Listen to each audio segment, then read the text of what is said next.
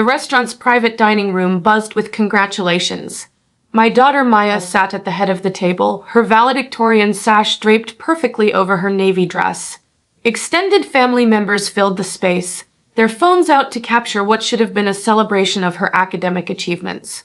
I watched from my seat near the middle of the table as relatives praised Maya's accomplishments. 4 years of maintaining a perfect grade point average while working part-time, a full scholarship to medical school starting in the fall, and recognition from the university president during the ceremony that afternoon. "Such a smart girl," Aunt Linda said, raising her wine glass. "You must be so proud." I smiled and nodded. Pride didn't begin to cover what I felt watching Maya accept her diploma earlier that day. She'd worked harder than anyone I knew, balancing coursework with her job at the campus library, never complaining about the long hours or difficult exams. My mother sat at the opposite end of the table, her posture rigid. She'd barely spoken to Maya during the ceremony, offering only a brief nod when we arrived at the restaurant. My father sat beside her, checking his phone intermittently. The waiter brought out the main courses. Conversation shifted to Maya's plans for medical school, her intended specialty, and the competitive program she'd been accepted into. Uncle James asked detailed questions about her research project, genuinely interested in her work on cardiac regeneration. "She gets her intelligence from our side of the family," my mother announced suddenly. The table quieted. Though intelligence doesn't pay bills. I felt the shift in atmosphere immediately. Maya's smile remained fixed, but her hand tightened around her fork. "That's true," Aunt Linda said carefully. "Medical school is expensive." "I have a full scholarship," Maya reminded them gently. "Tuition, books, and a stipend for living expenses." My mother waved her hand dismissively. "I'm not talking about Maya's expenses. I'm talking about freeloaders who think education entitles them to live rent-free." She was looking directly at me. My father shifted uncomfortably. Uncle James suddenly became very interested in his salmon.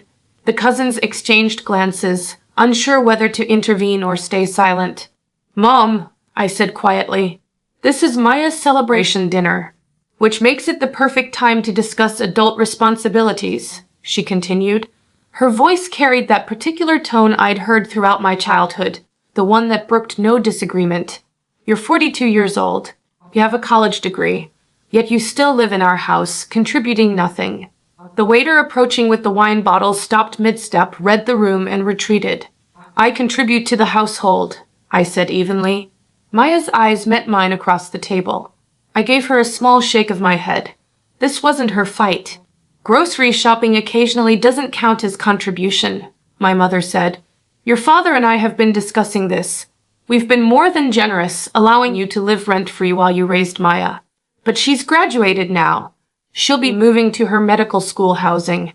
There's no reason for you to continue taking advantage of our generosity." Aunt Linda set down her fork. "Maybe this conversation should happen privately?" "Why?" My mother's eyebrow arched. "We're all family here. Everyone should understand the situation. No more free living. Starting tomorrow, you'll pay market rent or find somewhere else to go." Uncle James cleared his throat. "What's market rent in your neighborhood now?" $2,800 a month, my father said quietly.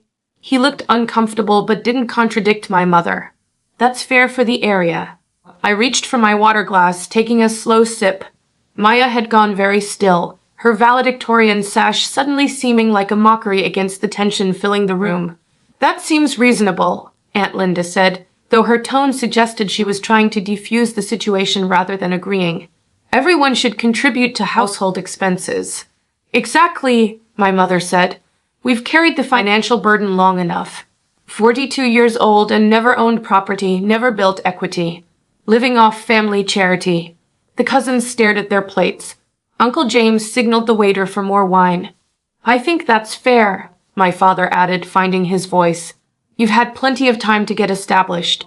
Maya's success proves we provided a good home. But it's time for you to stand on your own feet." I set down my water glass carefully. The leather portfolio I'd brought sat beside my chair. I'd planned to give it to Maya after dinner, filled with documents about the trust fund her grandmother had left for her education. But it contained other papers too. "You're right," I said. My mother looked surprised that I'd agreed so easily. This is the perfect time to discuss property and financial responsibilities. I pulled the portfolio onto my lap and opened it. The documents inside were organized with colored tabs, everything in order. I'd always been meticulous about paperwork. Since we're discussing rent and property ownership, I continued, pulling out the first set of papers, I think everyone should understand the complete financial situation. My mother's eyes narrowed. What are you talking about? The house you're currently living in, I said. The 4-bedroom colonial at 847 Maple Street. You want to charge me $2,800 a month in rent. It's our house, my father said. We've owned it for 30 years. I slid the first document across the table. Uncle James picked it up, his eyes scanning the text. His expression changed immediately. This is a property deed, he said slowly, dated 15 years ago. Let me see that, my mother demanded, snatching the paper from his hands. Her face went pale as she read. What does it say? Aunt Linda asked. I pulled out another document. 15 years ago, when you were facing foreclosure, you came to me. You asked for help. I had just received my inheritance from Grandma Patricia, $240,000. The table had gone completely silent. Maya's eyes were wide, watching the scene unfold. You used that money to save our house, my father said. We paid you back. You paid back $70,000 over 3 years, I corrected. Then the payment stopped. You said business was slow and you needed time. I said it was fine. We were family. My mother's hand trembled slightly as she held the deed. This doesn't mean anything. It means everything, Uncle James said, still reading over her shoulder. This deed transfers ownership. Full ownership. You didn't just loan them money. You bought the house. I pulled out more documents.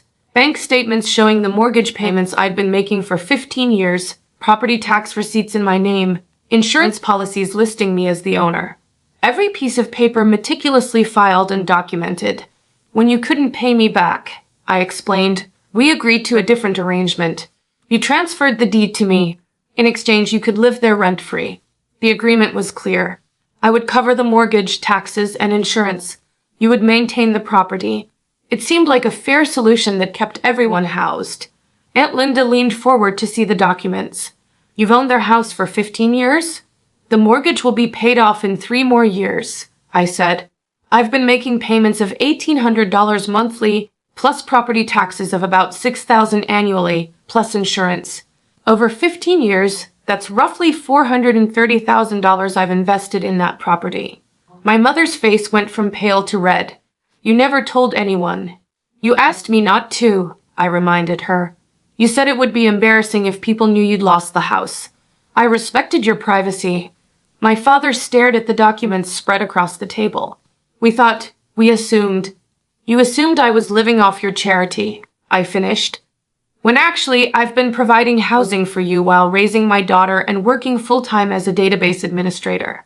I work remotely, which is why I'm always home. Not unemployed. Not freeloading. Working. Maya's expression shifted from shock to something else. Pride, maybe. Or vindication. This can't be legal, my mother said. We'll fight this. Uncle James shook his head. It's completely legal.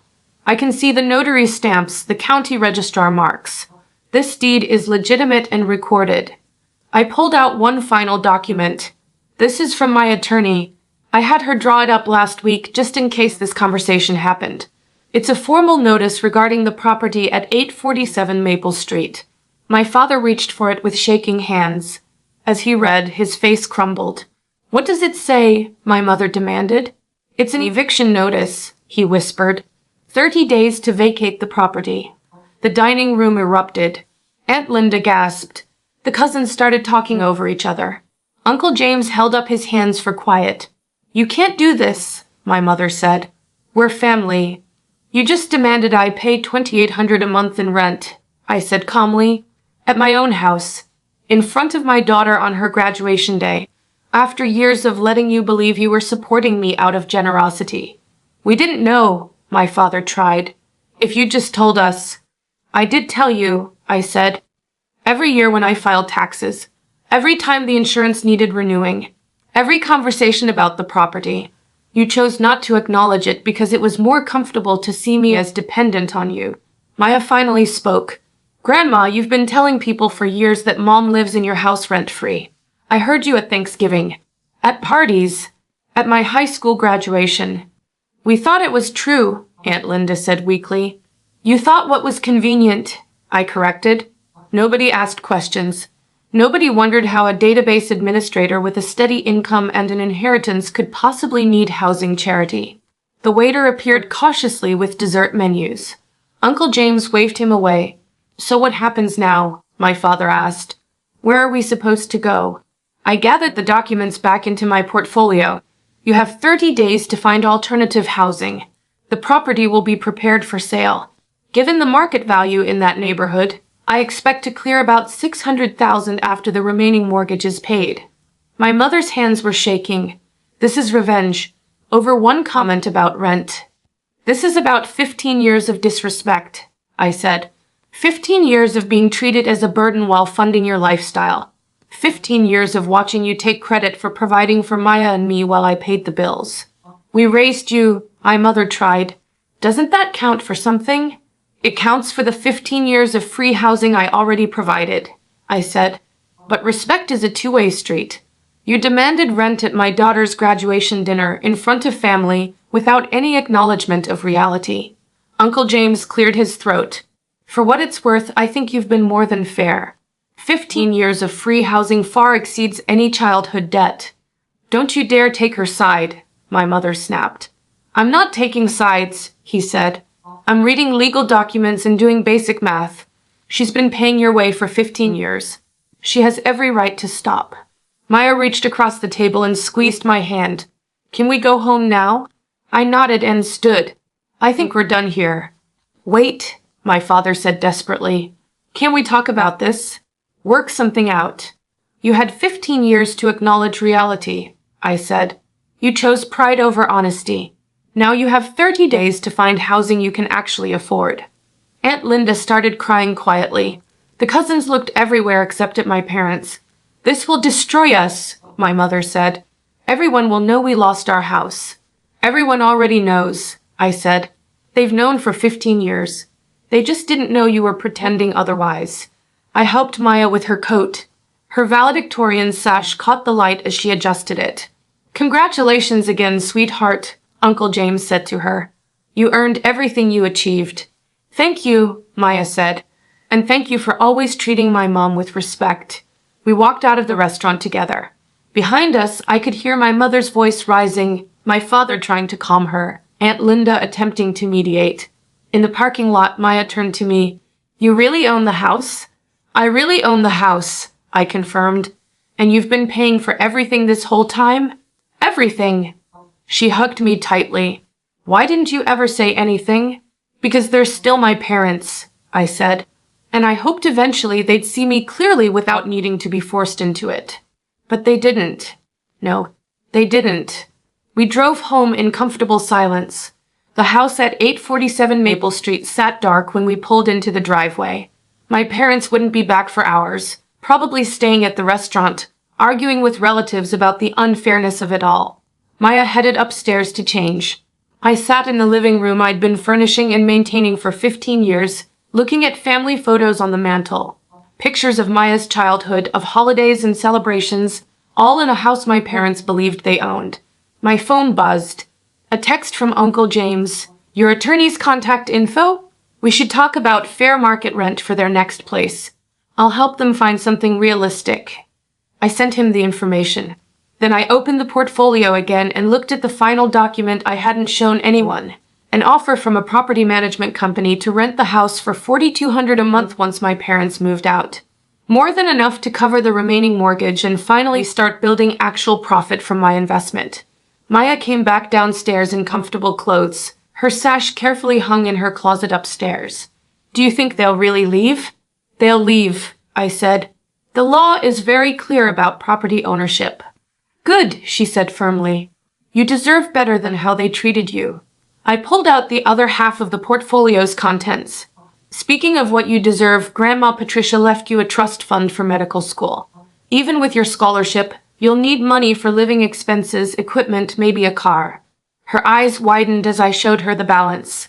$50,000. carefully invested and grown over the years, waiting for this exact moment. You've been taking care of everyone, she said softly. That's what family does, I said. Real family. The kind that sees you clearly and supports you honestly. She hugged me again. Outside, a car pulled into the driveway. My parents home earlier than expected. I watched through the window as they sat in their car, neither moving to get out. Tomorrow, I'd call my attorney and begin the formal eviction process. Tonight, I'd celebrate my daughter's achievements in the house I'd worked 15 years to maintain. Maya went to make tea. I stayed on the couch, surrounded by years of memories in a home that had always been mine, waiting for my parents to finally come inside and face the truth they'd been avoiding for far too long. The doorbell rang. Not my parents using their key, but actually ringing the bell. A small acknowledgement, perhaps, that something fundamental had shifted. I went to answer it, ready for whatever conversation came next, secure in the knowledge that I'd done nothing wrong. I'd provided, I'd supported, I'd been patient for 15 years. But patience and charity have limits, especially when met with disrespect at your daughter's finest moment. I opened the door.